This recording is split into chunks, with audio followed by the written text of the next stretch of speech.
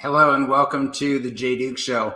One of the things I love about this show is bringing you so many guests from the equestrian world and the show jumping world, and it's really amazing the people we have on this show. And today's couple is really going to knock your socks off. Got Paige and Nicky Galligan coming on, and they are all about what this sport is for me and for so many people in it. So really excited to have these two come on the show, and we're going to be having great topics about horsemanship and working your way through the business and really doing it in an inspirational and an amazing way.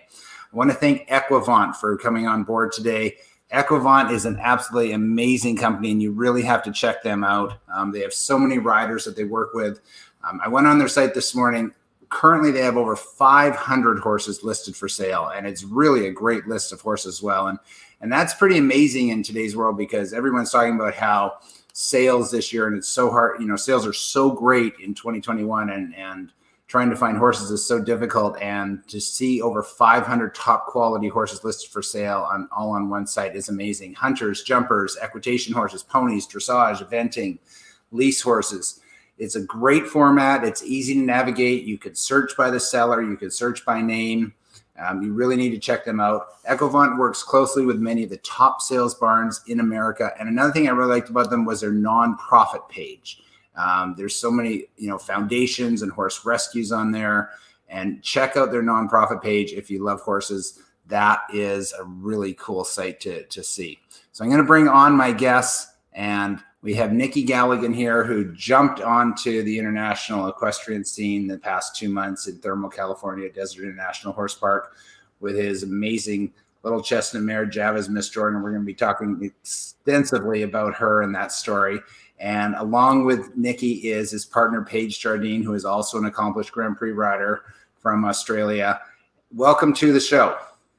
Hi, Jay. Thanks for having us. Thanks for having us. We're excited. Oh, thanks so much for coming on. And you two have had a very eventful last 2 months in the desert in California. It's been a great run, and you're becoming a bit of a household name with Java's Miss Jordan. And I wanted to start with her, and I want to start with what happened last Sunday with you winning the $250,000 class at Desert International Horse Park. Just describe the emotion. You put so much into that moment. What was it like when you put in that amazing winning time? And we're going to see that round in a minute, but tell us what it was like. I think I've only just stopped crying, to be perfectly honest. Yeah, it was quite overwhelming with on an emotional front. There's been a lot of work, a lot of struggle, a lot of tough days to get to a day like that, but it's been something that I believed in from one of the first times I ever sat on her. And to finally be able to show the rest of the world truly how special I've always thought she is really incredible. It is. And Paige, what was it? You put so much hard work and tears into this and such. What was it like being a part of that moment? There's no words to describe it, Jay. I mean, like, nobody knows as much as I do what Nicky's been through to get to this point. And like you said, he's believed in that horse since day one, and there's been every man and his dog try and tell him that he should sell her, or it's not going to work, or, you're going to ruin her, or you're not going to do the right thing by her. He's kind of sat back through it all and said, no, I got this. So, she's going to be what I know she's going to be.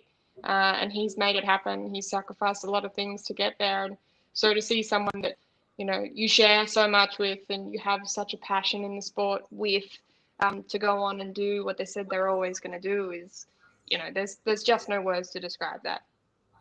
That just gives me goosebumps. I was so cry again. Looks like right here. That's really amazing. And even particularly the part when you say, oh, you should sell that horse and you're going to ruin her and you'll never make it, and that. I mean, you know what? When we're younger and whatever, everyone's said mean words and said that sort of thing. And I had a similar moment when I was 19 years old and working for someone, and I left them, and they said, well, you'll never ride again. And then the next year when I was beating them in the international ring on an Nations Cup, that felt good, to be honest with you. So congratulations for that. So in a moment here, we're going to put that round up, and we're going to have you talk it through. But before we do that, just talk about the setting. It was a little bit unique. There were no fans there, but there still was a really electric environment there at Desert International Horse Park for that class. It had been 8 weeks of building up to this moment. So what was it like that morning of the class, and what was your preparation like for it? I think that's it. It had been 8 weeks of building towards that moment, hoping you'd done everything right. You had your preparation exactly where you wanted to be. Of course, the finale always brings a little bit more excitement. We'd had a couple of friends from the East Coast fly over for the week to be supportive with us. You just trust everything that you've done at that point and try and block out the world and focus in on what you need to do. Isolate it to just us and hope that everything goes the way you need it to go. Nice. Yeah. Honestly, not that dissimilar to a lot of the other mornings. We went to the bar on the same early hour of the morning as we always do, and we did stalls and we rode some horses, and Nicky took care of Jordan and I think got her out of the stall and gave her a really light lunge to stretch her legs. Like, it was nothing, as big as that class was and exciting as that day was, the day itself wasn't any different to what we would always do with the horses. I'd say it probably changed a little come like 11 o'clock. And, the butterflies started to kick in and they started setting the course, and Jordan started getting braided and that kind of thing. That's when it starts to kind of become real. But the rest of the morning was just another day at the office. Yes, and that routine is so important for athletes, the human and the horse variety, to keep that routine and not to change that. And I think that's probably one of the reasons you had such a consistent performance, because I believe that you placed in 8 FEI classes in that circuit, is what I heard, and that's extreme consistency. And I always think, honestly, a lot of people can win one class. That's, it's not easy to do, but it can happen. But to be consistent like that over a period of time at a top level of competition, that's a challenge and shows great horsemanship.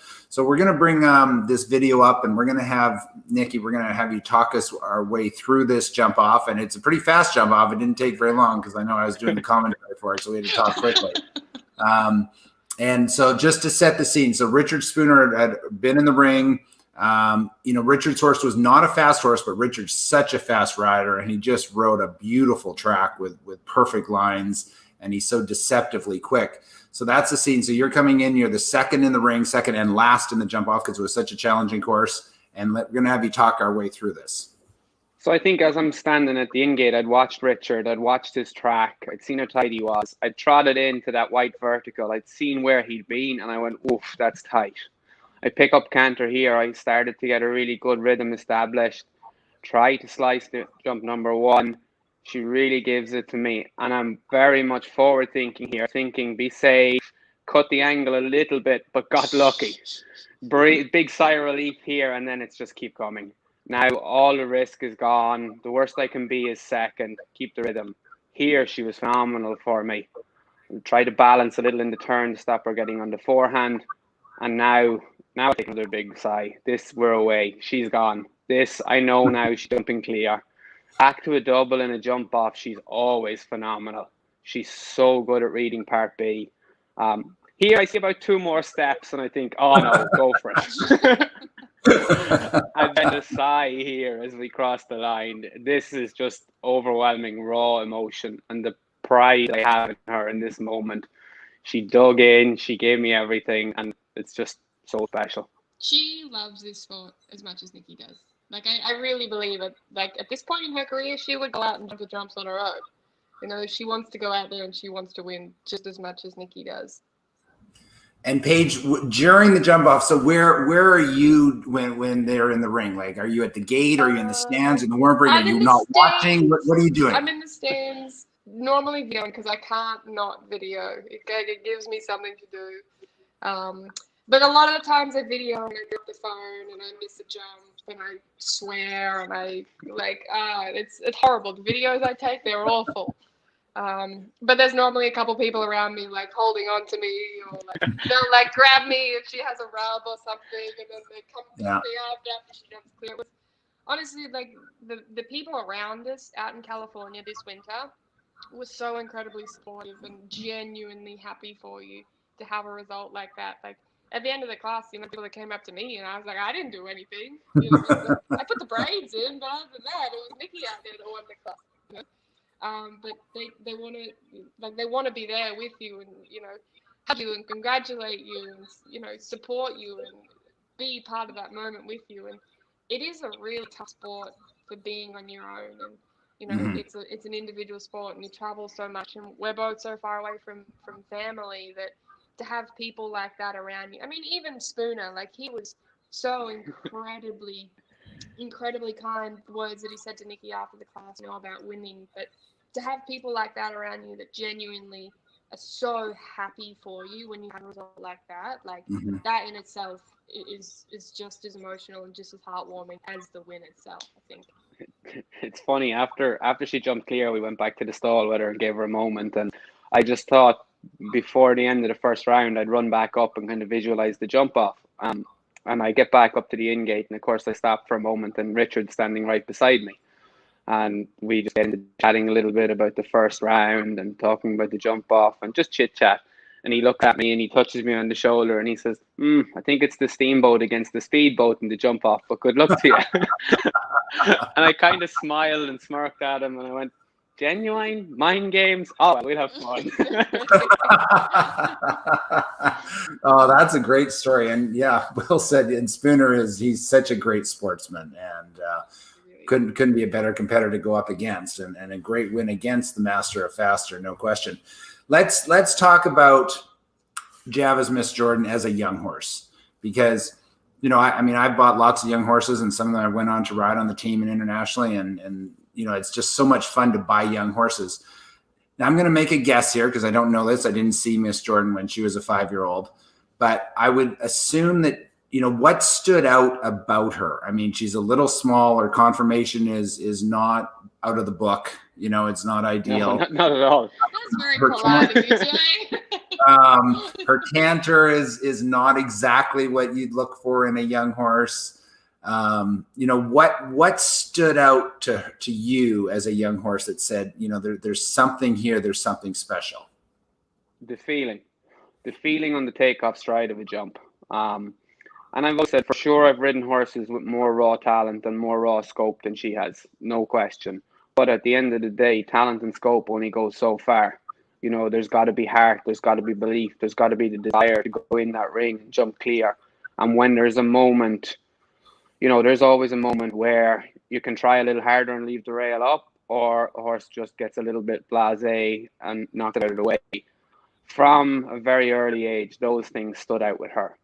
You know, the feeling on the takeoff stride, she always felt like a horse that was almost pushing off a trampoline. She got great propulsion off the floor. And, you know, she was always criticized on the outside for being a little bit square in front or a little bit loose. But what I really liked about her was the body height that she got over the jump. I think they can always learn to be a little bit tighter with their legs, but I love the fact that they come off the ground, get good bascule, and get high enough into the air. And I'd been in Florida a couple of years before. I'd ridden some horses that Dara Kenny had won some big Grand Prix on. And I always just used to say, she feels like nothing I've ever sat on before. And that was a feeling that I believed in and always thought, she can jump 160, she can go there. Yeah, and I think that's such an important thing with horses is, you know, there's all the measurables, but when it comes right down to it, there's those intangibles there. And sometimes you just have to go with your heart and just like, you know what, I got a feeling here. And ultimately I've got, you know, when I look at young horses, I've got hundreds of different checkpoints that I go through. But the most important one is, how do I feel about this horse? And that's always what it comes down to. So that's a great story. And Paige, you know, when did you see Miss Jordan for the first time? And what was your thoughts when you saw her at that time? I didn't really know Nicky when I first saw Jordan go, but basically everything that he's talking about, like, you could see that she had heart. You could see that she had fight. But again, that she wasn't built like everything else that was going out in the same class, you know. But again, the fight and the heart, there was also like this undeniable connection between Nicky and her that, again, you don't see much of either. You know, she doesn't get a lot of boxes, but at the end of the day, she trots out in the ring with her ears pricked. She grows a hand when she gets out in the ring, and Nicky could canter her towards a barn, and if he asked her to jump it, she would try and jump it for him. And I think that's something that, whether you know Nicky or not, I think a lot of people can see that bond and that connection. Like, people actually ask me a lot of the time, you know, like, where do you fit into the pecking order, Paige? You know, does he look after you as well as he looks after Jordan? And the truth is, he doesn't, but that's fine. That's all fine. It's great. But they have a really special connection. Like, I think that you know, that is so rare nowadays, because you know, a lot of riders will have horses that an owner might have for them, and that a groom takes care of. Albeit, you know, we are so fortunate to have some amazing grooms in this industry. I think the partnership that you create, taking care of your own horse and working with your own horse, and like, he would know how many hairs that horse has on her body. You know, he would know if there was one that was a little bit whiter than the rest of the red hairs. Like, he just knows her inside out, because he spends so much time with her and because he has for so long. And that's something that, you know, you can't buy or you can't teach. It's literally just time and horsemanship, and you know, a long time, I guess. But it's all paying off, and it's all working out pretty good to this point. Absolutely. And it's so great to hear, you know, you looking after your own horses and spending that time. And I think that bond is so apparent, you know, in the show ring. You can see that teamwork, and the love that horse has for you, and how much she tries for you. And that is wonderful to see. So I'm sure in the past 7 years, you've had an offer or two on the horse, you know, because it is a very good jumping horse. How did you go about the decision to say, you know, I'm going to stick with this and make this happen? I mean, you're a young couple and you're hardworking, and obviously you could probably do, you know, all of us could do with a couple extra dollars. How did you go about that decision? Because so many people are faced with that, you know what, I'm going to hang on to her and see what happens. I think you're right. There's been kind of informal approaches. Would you consider? Would you for this much? You know, you're crazy. I'd tell my granny if it was for enough money. And you know, the answer has always been, you don't sell a dream. That horse has been a dream for me. I've always wanted to ride at the highest level. That's been my motivation, my driving factor. If it were simply down to making an income, you know, there are far different avenues to take in life than this. This is hard work. It's grind. It's uphill battles, and we do this purely because it's something we're so passionate about. You know, I'm just a kid that fell in love with a pony that turned into a horse, that this is what I wanted to do. So that being the case, the answer has always been from a distance, no, not for sale, I'm going to stick it out. And you know, then you get people in a different position will say to you, oh, well, you're going to ruin her, or you don't have enough experience to ride her, or you can't do this. And you know, okay, fine, that's your opinion. I'm going to keep doing what I believe in, and hopefully I'll prove you wrong one day, you know. And that's, you hear all those things in your mind, like after Sunday, after something like that happens, and you can just sit in the stall quietly with her and just reminisce a little bit and just quietly soak it all in. Wow, thank you so much for sharing that, because I know, you know, there's going to be thousands of people watching this show, and they all, of course, love horses. And so to hear those sort of stories from, you know, an FEI Grand Prix winner is really, really special. And so thank you for that. Let's talk about Miss Jordan. She has a couple, you know, little respiratory issue, whatever, that you had some special attention with and you have to work with. And how have you gone about and managed that? Because you obviously done a great job of managing this horse. You know, she's 12 years old and healthy and sound and winning. So how have you gone about doing that? So I just, even to go back a little bit, like you said there a few minutes ago about the consistency she's had over the circuit, how she's placed in so many of her FEI classes. That's also been a long-term aim. You know, I very easily could have jumped her big as a 9-year-old and pushed and asked her to go further, but I didn't feel it was right then. And it's always been something I've said, when she steps out to that level, I want to be able to stay there consistently with her, because I believe she's good enough to do that. There's no tricks, there's no anything. She's that talented, she's got that much heart. So there was a lot of slow work in the background, a lot of double cleans. You know, I heard Nick's interview last week, and something that he said that really resonates with me is, you want to try and teach a horse to jump clean. You don't want to try and catch them out. You don't want to try and teach them to not jump. When we train at home, the oxers are always a hole higher behind, teach them to read the fence. I always jump with big ground rails just to encourage belief and confidence. And I think the more time you put in and teach her to jump double clear, a little bit slower, and she's jumping consistently clear and clear, that then as you start to turn a little bit the screw and want to start to win, she understood what winning meant. And now she's as proud of a win as I am. And I think when somebody comes to pin that ribbon on her bridle, she again grows a hand, the ears are pricked, she paws, so it's a team there. And that's something that was important to me for a long time. So I just wanted to touch on that. That's really interesting, because that was the one thing that stood out to me about, obviously, the interview with Nick Skelton last week was phenomenal. But what really grabbed me was when he said that about the training at home is you don't trick a horse, you teach them, just to always set them up for success and to jump clear. And so for you to grab on that comment too, that tells me a lot about your horsemanship and your training methods and what you look for. So that's really interesting. Paige, what do you think, as far as the special care and what's gone on into the consistent results, from your aspect that you've seen as a horse person?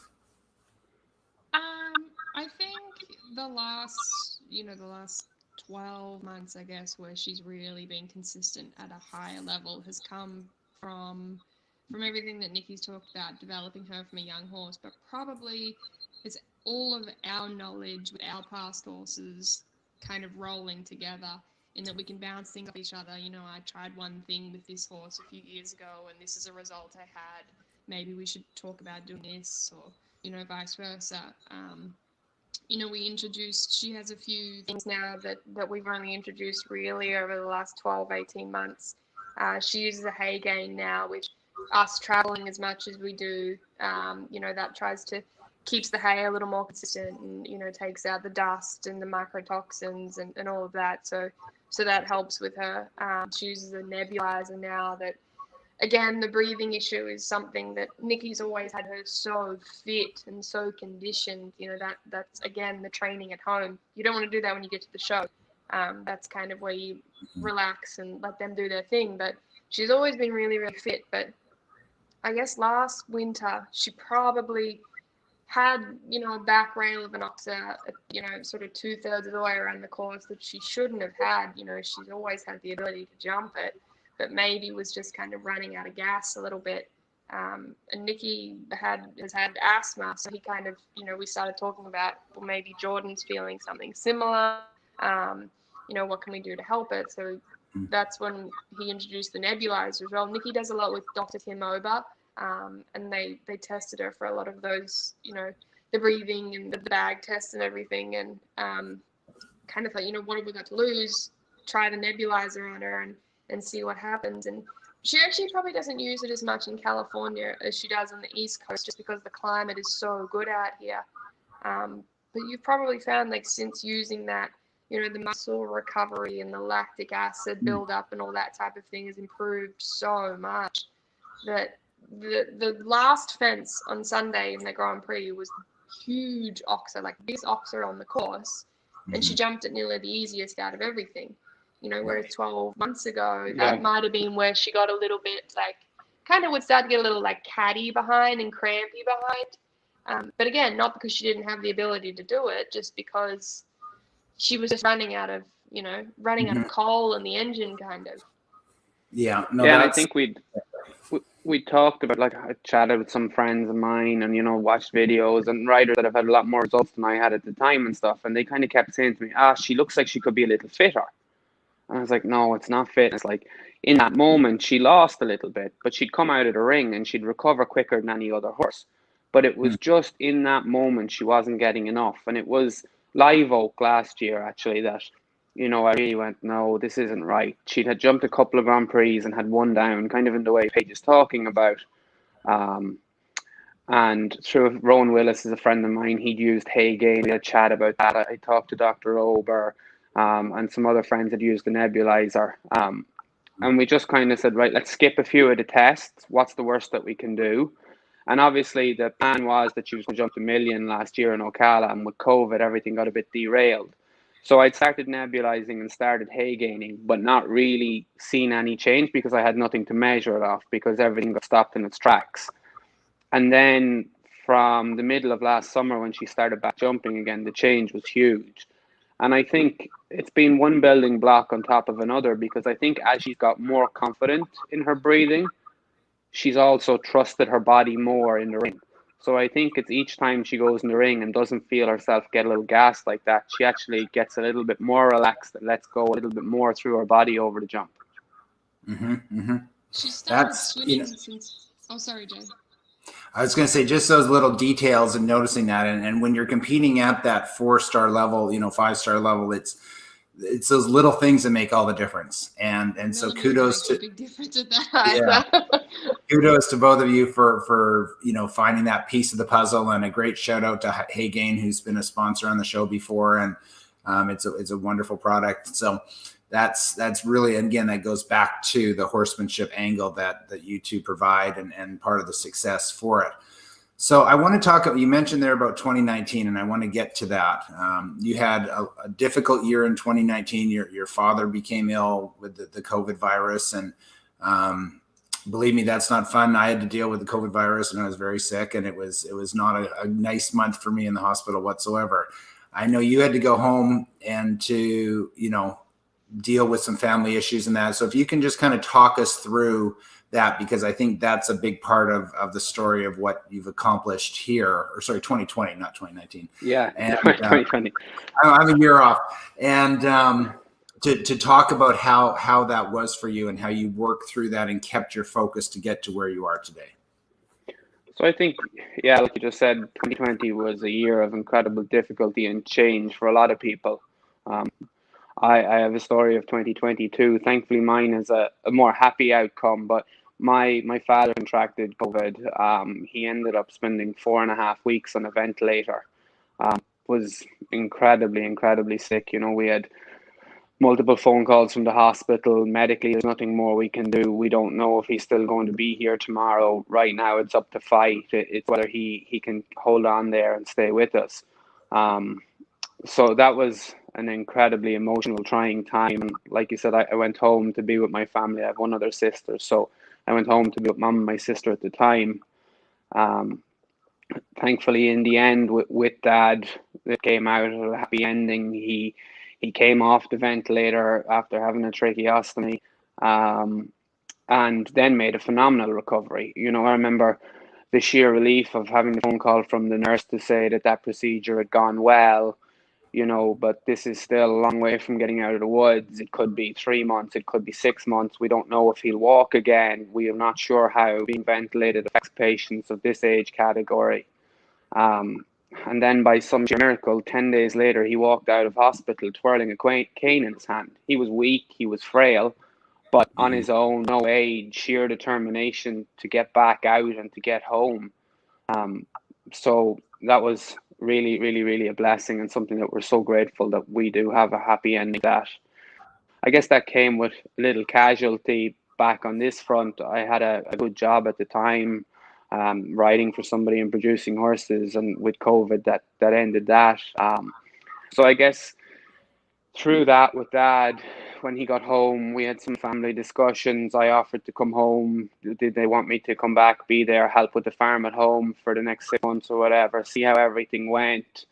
It was emotional, to say the least, but Dad kind of put his hand on me and said, "You haven't gave up fighting yet. I got out of the hospital. I look after the farm. You get back there and make us proud."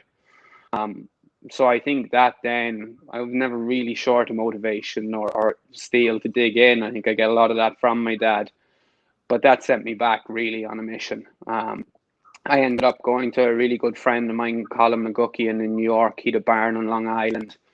I did a lot of teaching, just lessons, not so much clients or horse show clients, just a lot of lessons, a lot of hard work. And then we'd go to a show at the weekend. I guess we were very lucky in North America that Saugerty's hits were running. They had some really big national Grand Prix. So I could teach all week at home at the farm, and Saturday drive up for check-in and then jump on Sunday. And she really had some phenomenal results there over the summer against some really good horsepower. She was fifth in a $200,000 Grand Prix, and I actually did the fastest time at one down in the jump off with both of them. And then a couple of weeks later, she was second in a $100,000 Grand Prix. We had stalls booked to go to Tryon last fall. One morning, Colin and Paige were at the barn a little bit before me, and they'd seen the advertisement for the the Riders' Cup and the Riders' Bonus that was out here in California, and kind of said to me, "What's the point in going to Tryon? You know, you've only got one horse. Try and be a little smarter with her." So I kind of laughed at them and went, "Yeah, of course." And then as we all processed and thought about it, we really thought, okay, that's the right thing to go and do. Little did Nicky know, Colin and I had everything planned. This is where we're going. These are the shows we're doing. This is where we're stopping. We're going to take these horses with us and sell them. We had it all figured out. Like, Nicky, like, never, ever, ever, ever takes a day off. And I think I managed to leave him in bed for like an hour one morning. And in that hour that he stayed at home, Colin and I had planned the entire circuit to come over to California. So you should take a day off more often, really. That's right. So just to recap there. So essentially your father became critically ill. You go home to, you know, potentially say goodbye to him.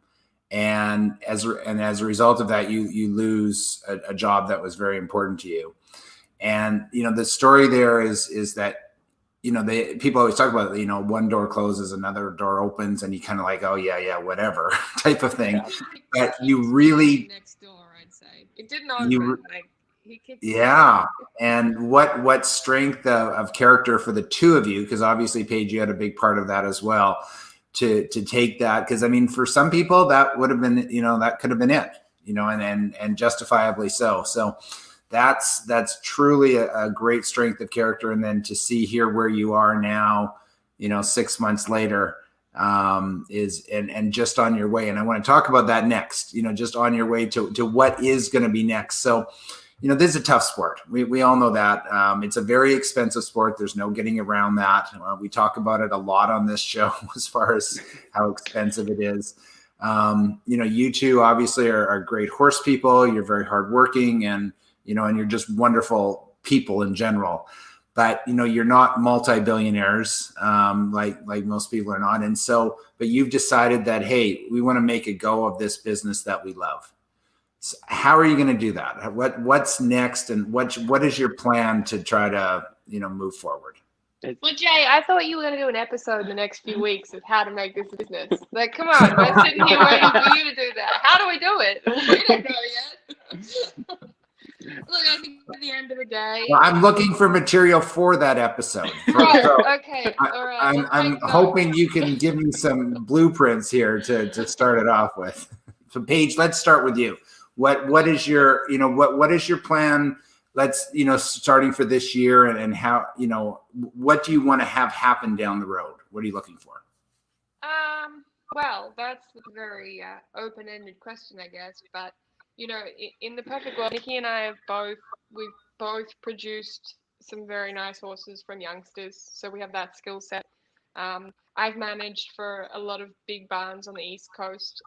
Like last year, I was with Jonathan Corrigan at Twin Oaks Ventures, and he's still been incredibly supportive of our endeavors and our wild ideas and everything. So he's still a great friend of ours. So that kind of, you know, knowledge and skill set as well. And both Nicky and I have worked with some really good riders, have, you know, gone on to jump some big classes and be successful and achieve some of their goals and whatnot. I think kind of with that group of skill sets and our work ethic and our drive and our ambition, you know, I hope we can kind of encourage a few people to come on board with us and, you know, come to some shows with us or stay at home and train with us, whatever that might be. You know, we probably would have a very unique approach to the horse world, in that it is horses first and then the business second. You know, we're lucky that what we would do as a hobby anyway, we get to do as a career. So that being said, you know, if we can work hard and pass on our knowledge and use our skill set to, you know, help other people enjoy this sport as much as we do, and help other horses enjoy this sport as much as we do too, you know, like right now we have a young 6-year-old that it does tick all the boxes, like the conformation, the ability, the breeding and everything. So we're really excited about him. And then we have another young 8-year-old that we probably produce, you know, to be a sales horse, because she's ticks all those boxes. And that's, again, part of the business a little bit. But, you know, I think between all of that and our mindset and our values and everything, you kind of hope there's a few people that see that and appreciate that and want to be a part of it. Because, like I said, at the end of the day, there's no one that's going to work as hard as us. That's absolutely one thing that we can assure you, that there's nothing we won't do to make sure we can be successful in this industry. But at the same time, I don't know anyone that puts horses first like we do either. We take care of them all ourselves, like we said before.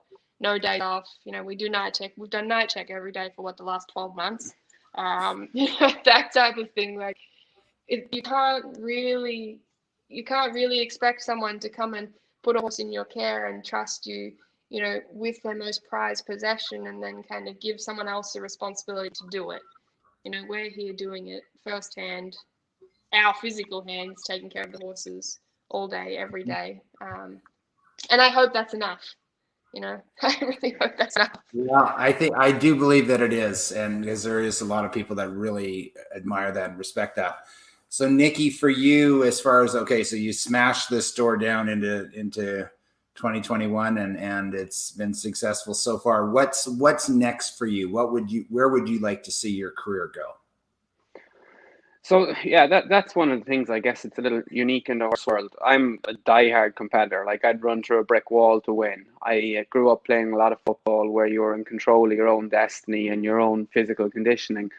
Then when you're developing horses, that's a little bit of a change. You have to try and do the right thing for the team. You have to put the horse first, pick the days when to nurture and when not to ask all the questions. I think it's great that Jordan's trying to get a place now to go out and be competitive consistently. The next thing for me personally is now to try and find how I might add a little bit more depth to a string of horses to try and take a little bit of the pressure off of her.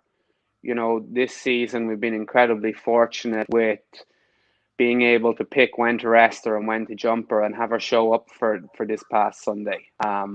If that's at a show on the East Coast where there are a lot more entries, she's going to have to be pushed a little bit harder on the qualifying day, and you can't just say, I need to save everything for the Grand Prix. So to try and find, whether that's a sales horse to take into this ring to compete a little bit, put some results on and move on, or hopefully maybe come across somebody that shares a little bit of the ideals and the values of us, where they appreciate the sport and it's a sport where they love horses. We'd love to try and meet some people like that, where maybe we could develop a relationship and develop some horses with people like this.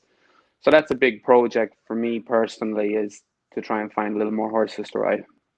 Right. And I do think, what's interesting, they do say nowadays, you have to have a string of horses, and, you have to have a string of horses on the East Coast, the West Coast, Europe, and doing all this and that. And obviously that, that is somewhat the way the sport has gone, but I still believe it is really just that one special horse that can get you to where you want to be, and can be the door that opens other doors for you in the future and that. And certainly that looks to be the direction that the two of you are focusing on. So what is next for you in 2021? Now, where do you head now that you can take a short break here for the mare, and then where do you head next? So the plan is to head back to the East Coast now in the next week to 10 days, back somewhere in the New York area. She'll have a little bit of time off, like we said, and then probably she'll jump one of the Old Salem shows in spring. Put in an application to try and ride at Devon, because for me, I enjoy those prestigious shows, not just a new show that's showing up. I like the history of the sport. I like the shows that have a deeper meaning in the past. So a few weeks ago, we put in an application for Devon to try and get in. We have to cross our fingers and hope we can get accepted. But I think that's a ring that she'd love to compete in, loves the atmosphere, small ring, really suit her. So Old Salem, Devon, and then probably Upperville. And then again, a little bit of a pause, a little bit of rest and recovery, and then move more into the summer. It is so great to see Devon happening again this year. So glad that show has been able to come back. I love competing there. The atmosphere is electric, and it's so quaint, and the history is amazing. So that was great. So we're going to just get one piece of advice from you, Nicky, for the young riders out there. Right now, watching the show, there's going to be lots of young kids and young riders that are passionate about horses just as you are, and love them and want to make a go of it. What would be, one word of advice that you would have for them to help them achieve their goals? I think the basics, the work hard, that's a given in everything. But I think the heart and belief. I think once you dream enough and once you believe enough, you're always going to hit stumbling blocks. You're always going to hit hurdles. But if you work hard enough and believe enough in what you're trying to achieve, you'll always find a solution to any problem that's put in front of you. So never give up. Never give up. That's so great. Thank you so much for that. And Paige, thank you so much for joining on this show. It's really been a pleasure to get to know the two of you better. Congratulations on all your recent success and best of luck in the near future. Thanks, Jay. Thanks so much for having us. Jay. All right. Thank you. So next week we have our concussion roundtable. We've been talking about this for a while. We've got some neurosurgeons coming on the show, some brain experts that are coming on from Florida, and really excited about this show because it's, our health is so important. I've had, some severe concussion issues, and I've written about that in articles and such. Concussions are a big deal, and we are going to give you all the facts you need to know on how to stay safe and how to best look after your body next week on our concussion roundtable. I want to thank Equivont. Over 500 horses currently listed for sale on the Equivont. Everything you can need: hunters, jumpers, equitation, ponies, dressage, eventing, lease horses, whatever you want to find. I know that Nicky and Paige work with Equivont. It's a great site. So check them out, and thank you so much to them for helping out with this show and bringing this fabulous couple to our viewing audience. I want to thank Horse Network, Carly Sparks, our producer, who does a wonderful job. Thank you so much for everything that you do. As always, ride safely and respect the horse.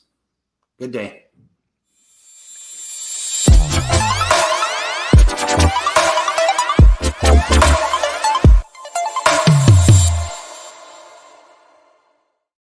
I